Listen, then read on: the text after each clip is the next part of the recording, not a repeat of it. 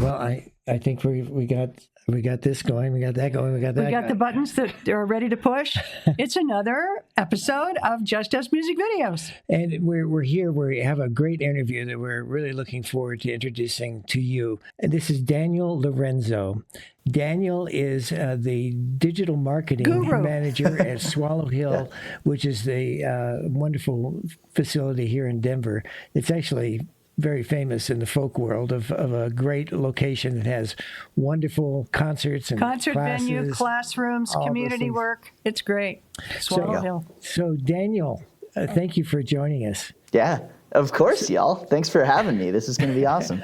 Not only are you the guru for doing social media for Swallow Hill, you're also a musician, and we actually got to go see your band, Chariots and Charioteers, and we were so impressed. You guys are really, really something else.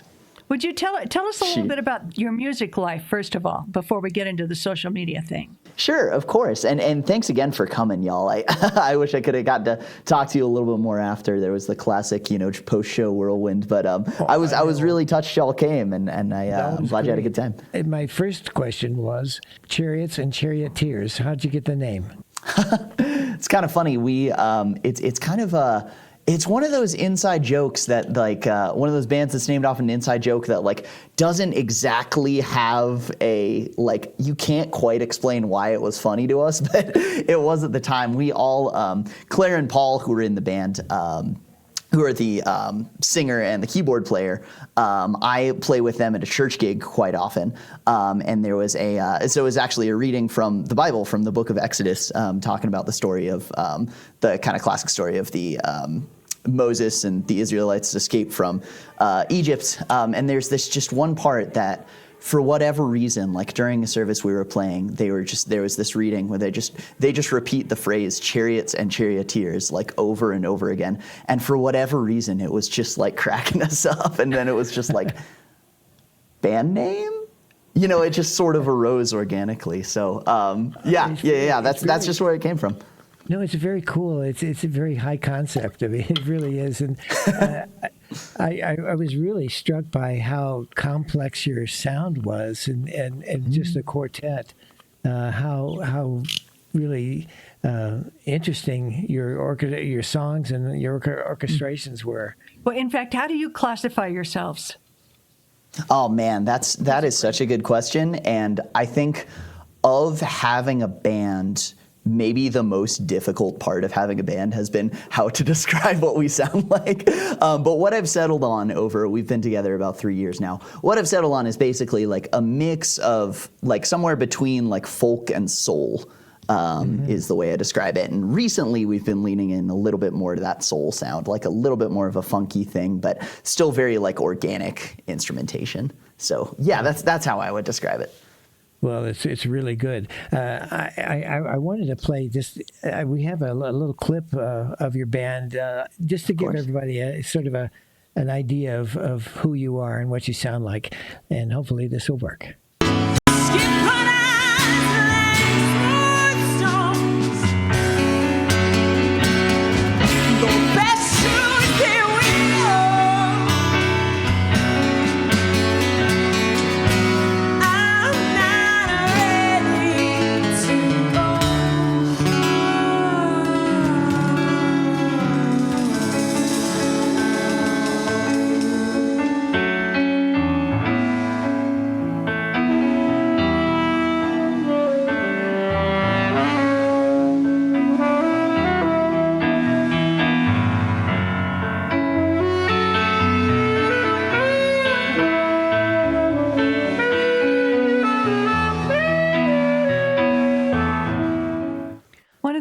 I know where the drummer plays the sax.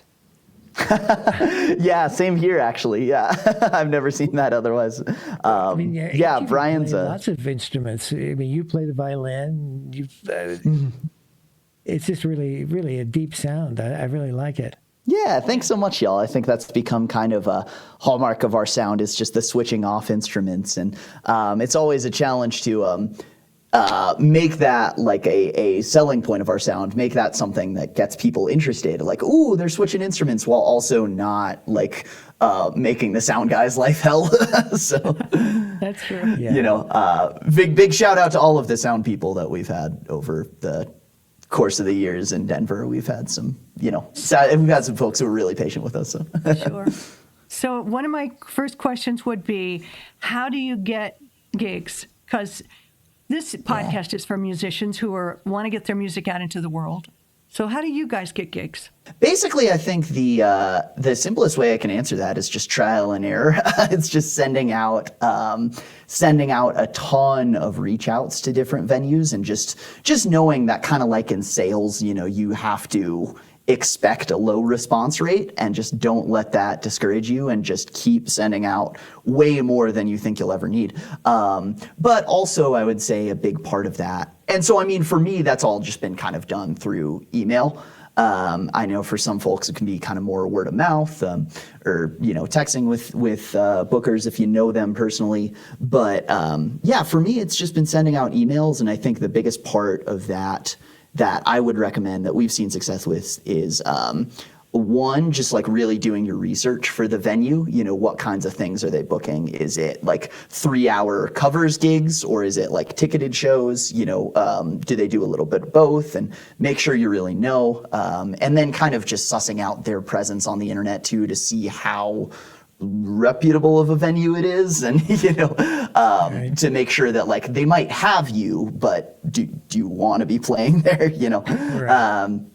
And then like, is it going to be a good experience for you?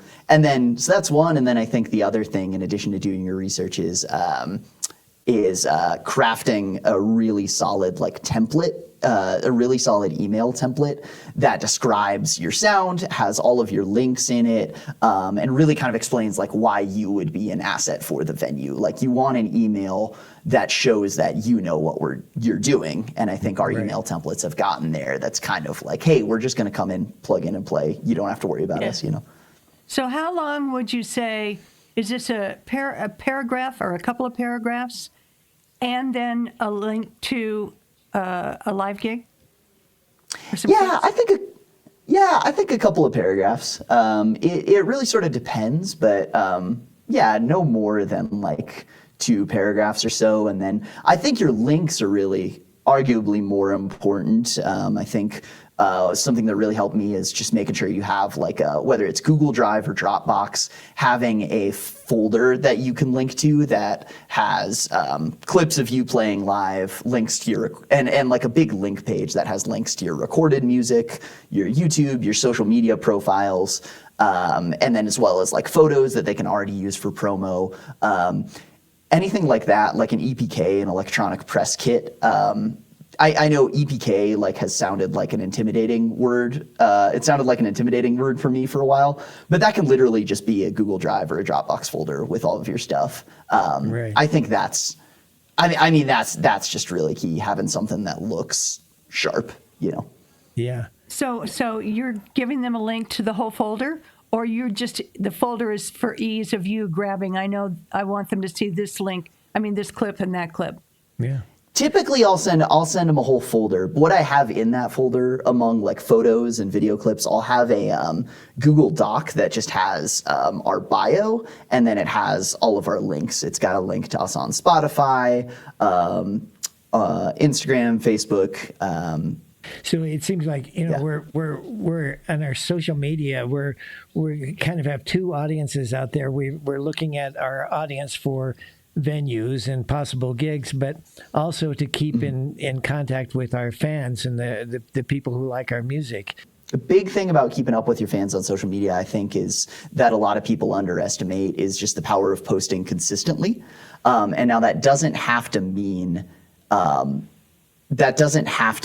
posting every day or posting a lot. It's just much more important. It's kind of quality over quantity. It's much more important to, like, it's much better that you post, twice every month rather than you post once every week, or once every day for a month and then don't post anything for like 3 months. Right. That's maybe my biggest my biggest piece of advice for just like keeping in touch with people who have already expressed interest in your music.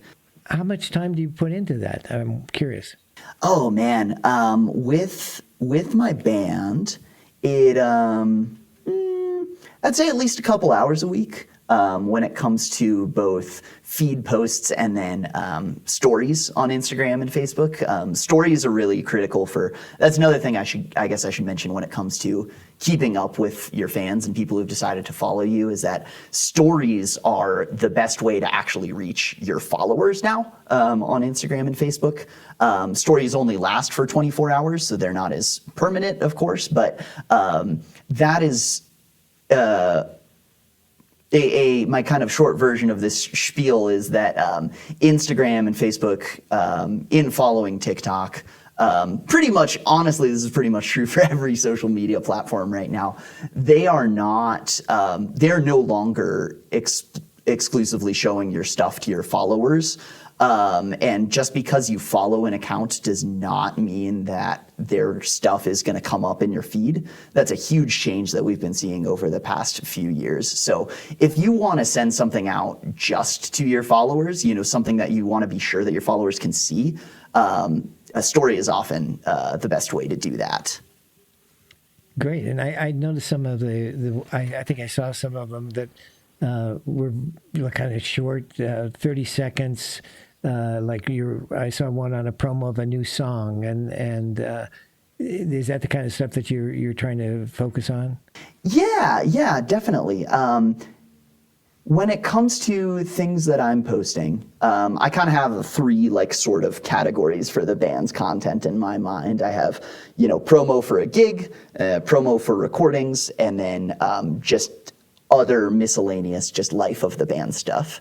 And that third category is important because it's easy to forget. We often, and speaking for myself here too, we often really want, we want people to come to our shows and we want people to listen to our songs. So it's more often our brain goes to those first two categories of just hey, listen to my thing. Please do this thing. But oftentimes that third category of just here's some fun photos and videos from the band, like you said, short little 30-second clips. Oftentimes that can do really well in terms of just getting your followers to engage with you, to like the post, to comment on the post. And then every time they engage with a post, more of your other stuff will come up in their feed. So, Well, are you doing mostly Instagram or only Instagram? Yeah, I am more or less with Chariots and Charioteers right now. I am pretty much only doing Instagram. I have it set up to cross post to Facebook. That's a really easy setting for folks listening. If you might not know about that, there's a really easy setting in Instagram where you can toggle on for certain posts. It's not eligible with every kind of post, but for certain posts, you can toggle it on so that it automatically posts to your Facebook as well. So that's more or less the engagement that I have on Facebook right now. I'm sorry, I interrupted you before. Do you remember what you were going to say before I interrupted you? Oh, it's all good. It's all good. I was just going to comment on Steve's original question that about 30-second promo clips and short promo clips for promoting recorded music, promoting gigs. And I just want to say that, yes, that is absolutely, just as a general note I can give, that is absolutely the standard, especially for Instagram right now. And of course, TikTok, because TikTok is all video. Video is king right now, and particularly vertical oriented video. Right. Generally, when I'm coming up with an idea for a post, it's not like I exclusively post video. Carousel posts of photos of performances are always great too. But generally speaking, this is with both Chariots and with Swallow Hill. When I have an idea for a post, my second thought is okay, how can I turn that into a video? Maybe the initial idea I have is for something different, but then my next thought is always, how can I turn that into a video that I can share as a reel on Instagram? Because ultimately that is just that's the way we're headed, Sure. Yeah, what's amazing nowadays is that we have these things, and we're able to capture video very easily, and really use that tool. How do you guys do video? How do you shoot it? Phones? Yeah, we just do it with our phones. Yeah. So yeah, I have a DSLR that I've used before, but I'll generally use that more for Swallow Hill stuff. But for Chariots and Charioteers, yeah, it's pretty much exclusively on our phones. One thing that I thought was, excuse me, Chris, I thought was interesting is that the quality of your photos was very high, and I think that's a really kind of often overlooked asset that we can have as performers. And it doesn't have to always be from a photographer. It's just we use our phones to be able to capture stills at rehearsals. That sort of stuff is really valuable. And my question was going to be on audio when you shoot video. Are you just using the mic on your phone, or are you using external mics? Yeah, I mean, honestly, I'm usually using the mic on my phone. I have, honestly, Chariots is about to release a bunch of new music in 2025.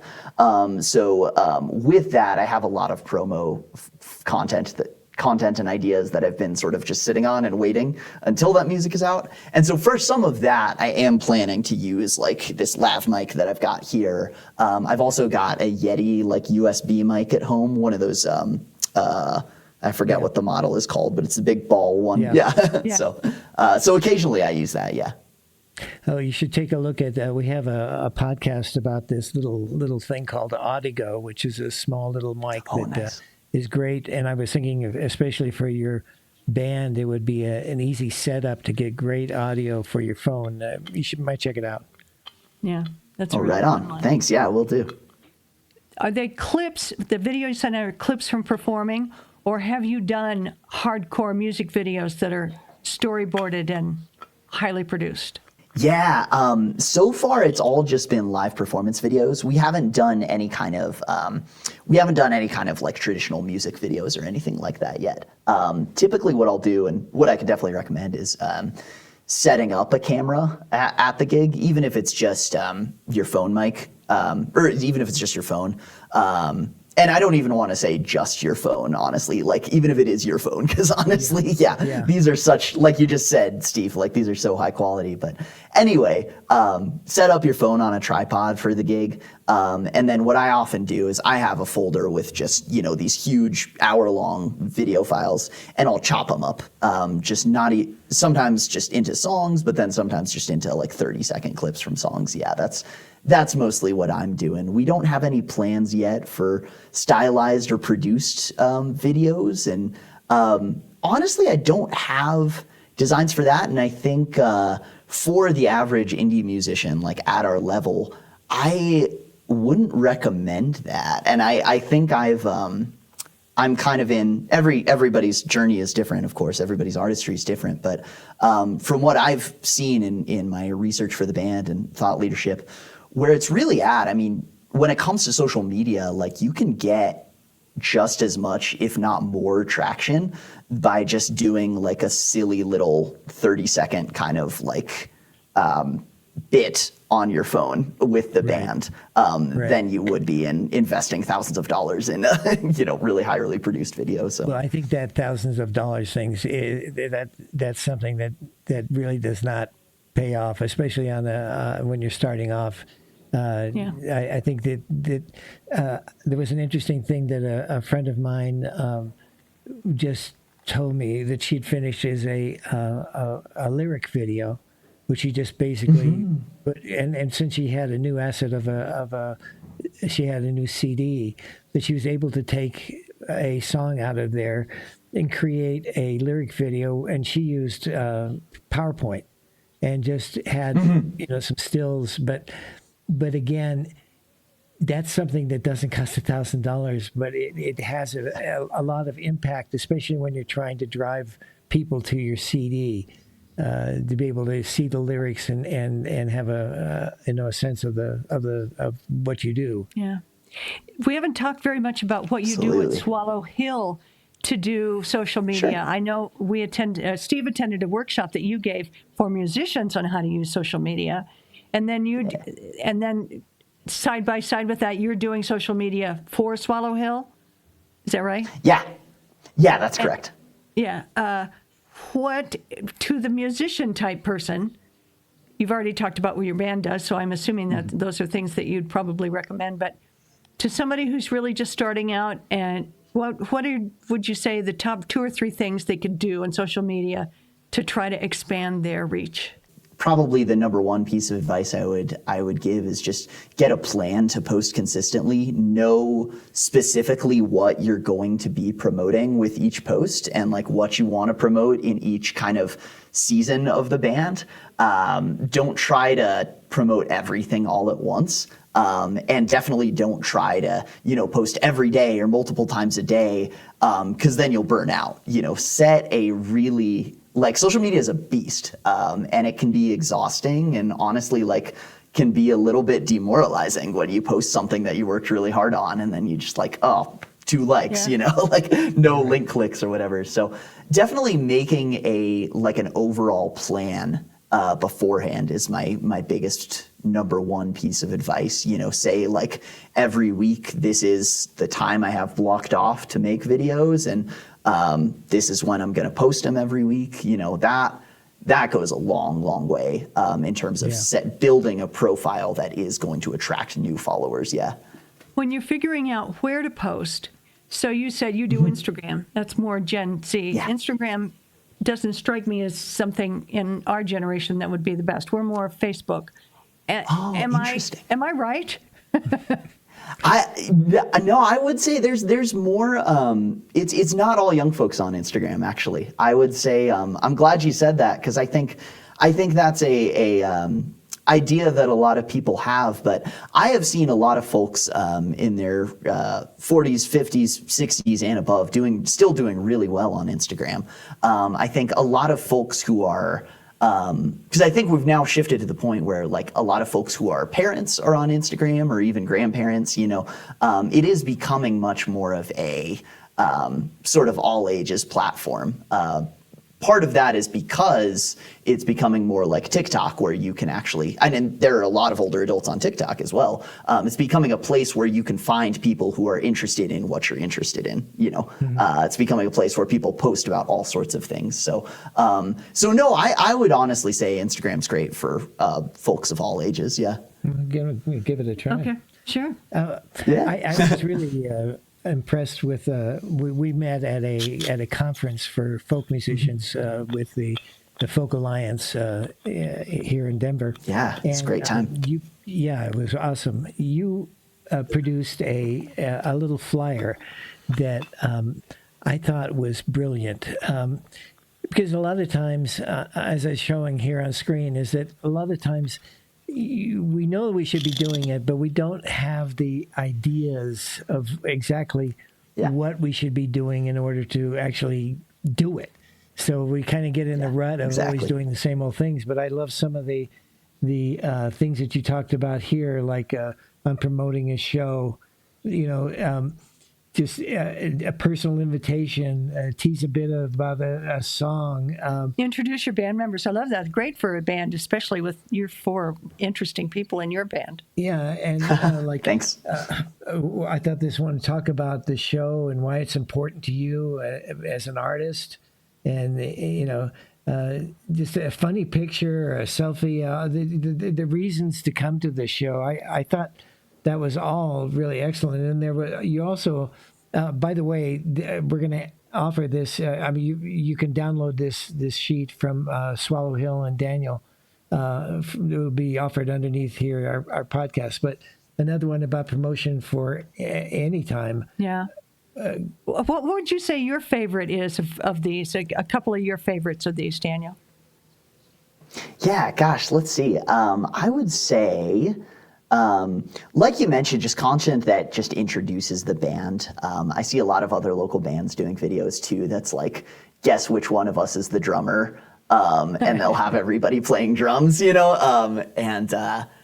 things like that. Or just, if we were each a Pokemon, which would we be? Stuff like that. I love just kind of silly get to know the band content like that really showcases each band member.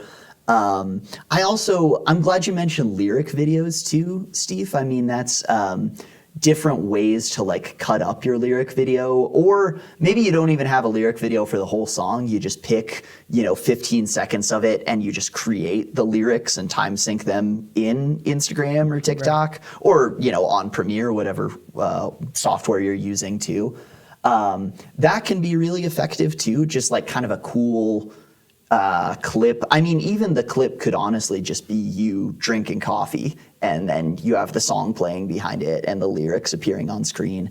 Anything like that is always does really well, and I find is really easy to produce and fun to produce too. So I think those would be some of my favorites. It's humanizing the group. I mean, obviously music is the number one part, but knowing the humans in the group is really fun too. That's what, in our business life, our parallel business life, we say videos are to humanize a business. Same thing for a band. Yeah. Sick. Yeah, no, I would totally agree with that. Yeah. I think one of the things that I keep landing on is that sense of really dedicating a regular time and a schedule to get things out on a regular basis. And if you can afford it, there are people that can help you with these sort of things. We're working with a marketing person, Spotlight Marketing, who's nice. really excellent, and she does a wonderful job of scheduling a month in advance. And she puts together a schedule, and so now, instead of us always feeling, we just don't have the time to do it, and then not doing it, but it's inspiring us to keep producing more stuff, because we're putting the energy into making the product rather than stressing about how to put it out. Yeah. It's been great talking to you about this stuff. I know there's so much more that we can learn from you, and we really appreciate you coming on and also producing this little thanks for letting us share that. Of course. My pleasure.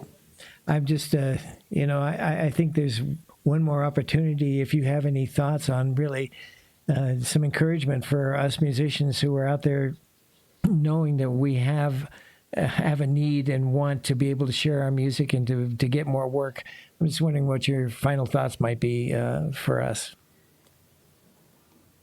Of course. Yeah. And thanks for having me, y'all. I mean, this has been just a great conversation. And likewise, I mean, I could keep going forever. I could always talk more about this stuff. But my final thoughts, I think if there was like a parting word I had to give to musicians who want to increase their social media presence, it would be just be yourself. It sounds kind of cliche, but I'm really glad you had that note, Chris, about how it humanizes the band and humanizes you as an artist. I went to a presentation on TikTok at a conference a couple years ago, and I heard a soundbite that I think captured it really well. Is that in today's social media in the 2020s, people use social media because they want to see people like them doing fun things, doing things that they enjoy. People are on social media to have a good time, like they want it to be positive. Don't worry about really don't worry about making your content professional. Don't worry about making it look professional. Don't worry about cultivating a persona. Just be just have fun with it, and that will come through to your audience. Don't no ideas. Well, I guess maybe there are a couple bad ideas, but as you're coming up with videos, no idea is too silly or unprofessional or anything like that. And it doesn't even have to directly tie explicitly to your music. Just post, things that are fun. Post things that you have fun making. Just post them and see what happens. Throw everything against the wall and see what sticks. That's what I'd have to say. Yeah. Great advice. Well, thank you, Daniel. And we'll look for seeing Chariots and Charioteers out on the road. And if you're around Denver, please look for them. And Swallow Hill. Swallow Hill.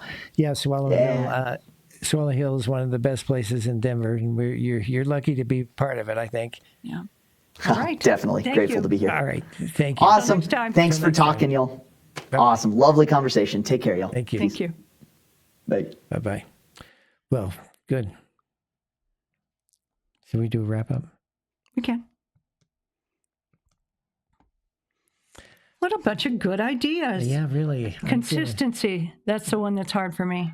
Well, actually, I was really thinking about the Instagram part. Is that's because I guess it's I haven't been on Instagram that much, and I don't follow it that much. But I'm going to try because I know that one of my favorite podcasts, he's doing Instagram like all the time, and I know that it has our audience out there. Good. Yeah. And we can always ask our daughter for advice. Yeah. Thank you. We'll see you next time. See you next time.